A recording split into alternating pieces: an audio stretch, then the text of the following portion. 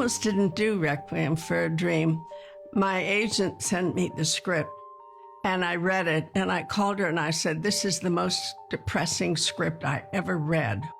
And she said, well, before you turn it down, look at a film called Pi. I had never heard of Pi or Darren Aronofsky, so I put it on. And in the first 4 minutes, I went, oh, okay, I get it, the guy's an artist. So I called my agent back. I said, I'll do it.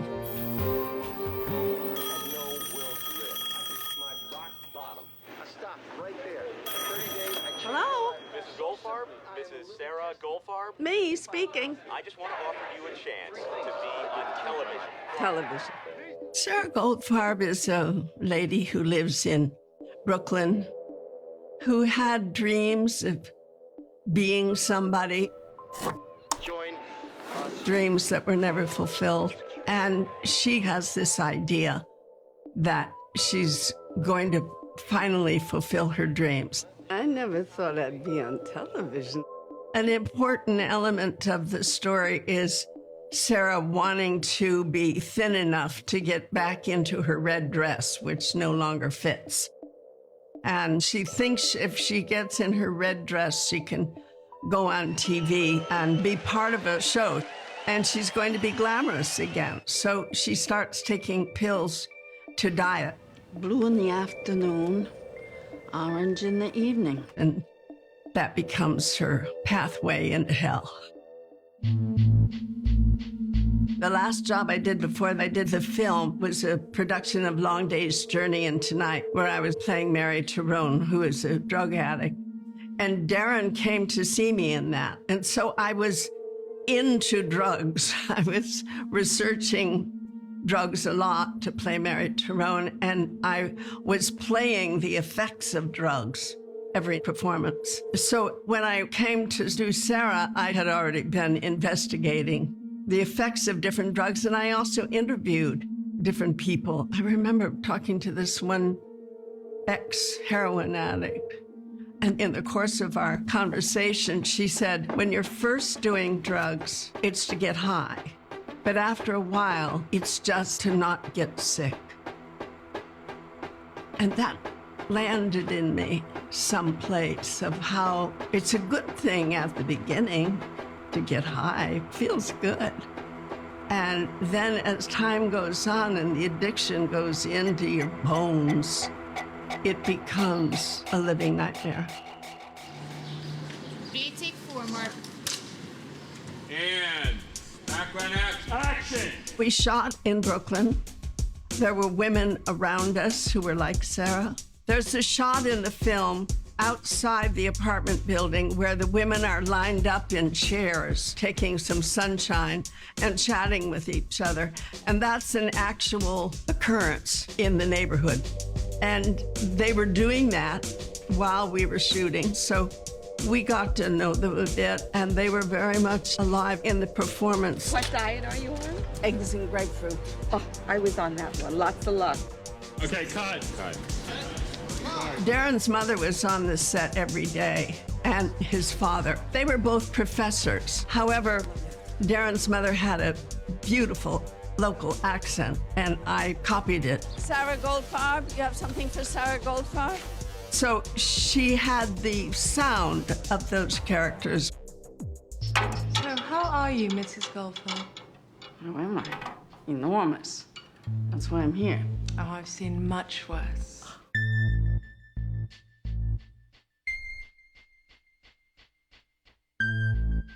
The prosthetics were a nightmare. Not so much getting in them, but getting out of them. Because, for instance, I was wearing a rubber piece that was glued to my throat when I was the fattest. So I had like a double or triple chin. It was glued all on my chest. And when it came time to take it off, my skin had absorbed the glue, so it wouldn't come off.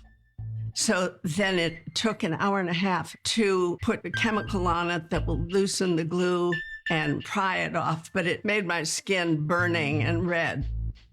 And I wore a fat suit, which was pretty uncomfortable. but the pain becomes part of the process. All of those things, if you allow them to fertilize your imagination, act on you. So when I looked in the mirror, I didn't like what I saw. So I allowed that in. I didn't fight that. And it became part of who Sarah was. I see you're a little overweight. A little. I have 50 pounds I'm willing to donate. We can take care of that. No problem. And then I slowly started losing weight. And then we got to a part in the shooting schedule where I had 2 weeks off. And during that 2 weeks, I only ate cabbage soup every day. So I think from the beginning of the film to the end, with the help of the prosthetics and so forth, it came to a 40-pound change. It was very uncomfortable making the film, but at the same time exhilarating, because I think in any field, when you do something really difficult and you pull it off, it's very satisfying. And action! Acting is an art form, and so much of it is elusive. I don't always know what the pathway to the performance is. Sometimes I think it's one thing and I start out there and then the path turns and I'm in another state. I mean, you do certain things hoping to inspire yourself. And if you're lucky, they come. And if you're skilled. But on the other hand, there's the unknown element of any artistic adventure. There's what you set out to do, and then there's what comes. Feed me, Sarah. And that's always a gift. And when that gift arrives, you are fertilized by it, if I may say that. But you'll see how proud you are when you see your mother in a red dress, television, and golden shoes. What is the big deal about being on television? Those pills you're taking will kill you before you ever get on, for Christ's sake. Big deal? It's a reason to get up in the morning. It's a reason to lose weight. The scene in the movie where Harry comes to visit me, it was a very difficult scene emotionally. And I felt that I was there with it. What have I got, Harry?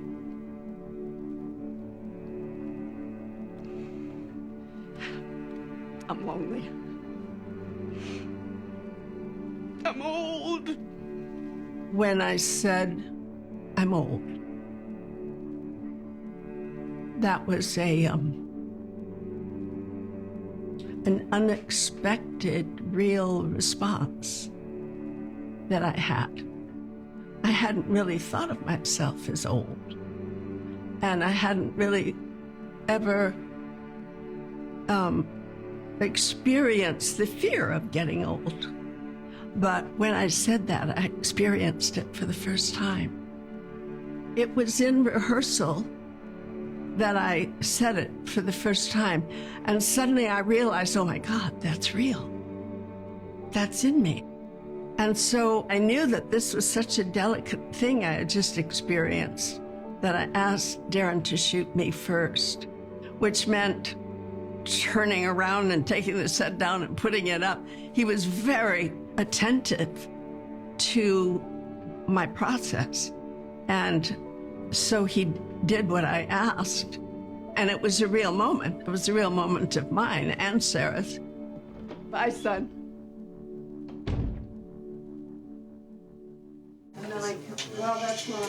Darren had great enthusiasm for what I offered him. He wanted that and anything else I wanted to give.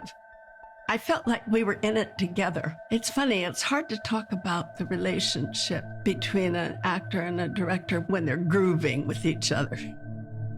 It's like a great dance partner. Why aren't you calling me?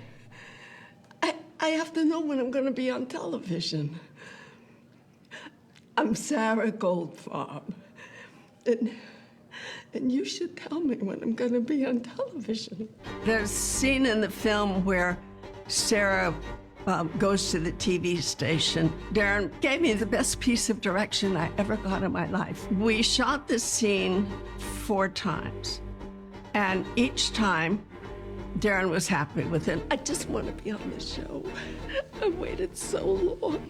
But then instead of stopping, he said, okay, we've got that. It's in the can. Now just do one more and do whatever you want. So I felt that I had been doing whatever I wanted, and I had done it 4 times, and it was good. I don't know why I have to do it again, but all right. And then something happened. Can you walk? I'm walking across the stage. And you should see my Harry on television. We're giving the prizes away.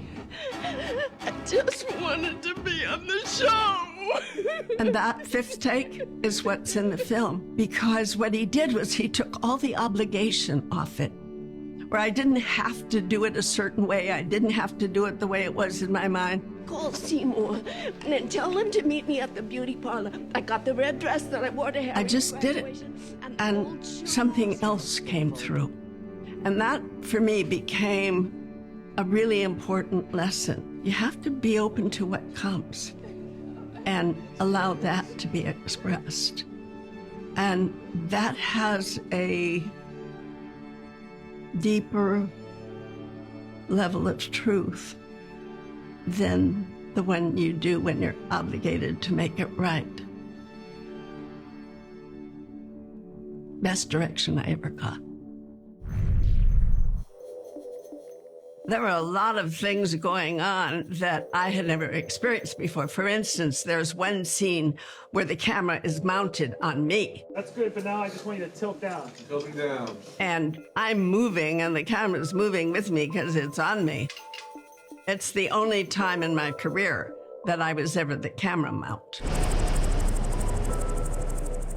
And then there was that scene where I was cleaning the house on speed, and it's one shot. I was cleaning the whole house, going from one room to the other as fast as I could. When you see it on film, it's even faster than what we were doing, but what we were doing was remarkably fast. It was exhausting, and I'm not sure that I could do it more than once. It's a remarkable scene.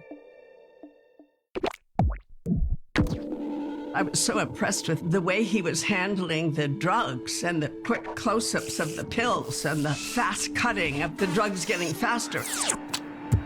He used the editing process in a way that I hadn't really seen before, and I'm not sure I've seen since.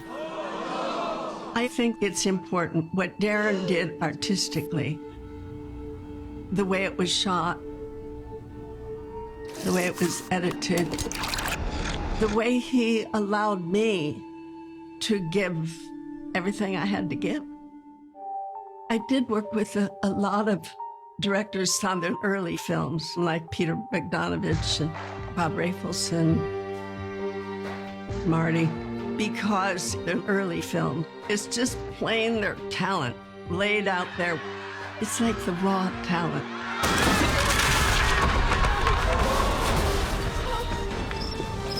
On Requiem, Darren was young and innocent and fertile and beautiful and talented and such a deep artist. And working with him, it was just a grand experience.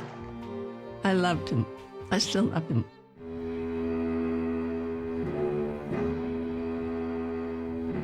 When the film came out, although I was nominated for an Oscar, I don't know that enough people saw it then. It was given an NC-17 rating, which meant teenagers couldn't go see it. And that was really unfortunate because it really has a strong anti-drug message.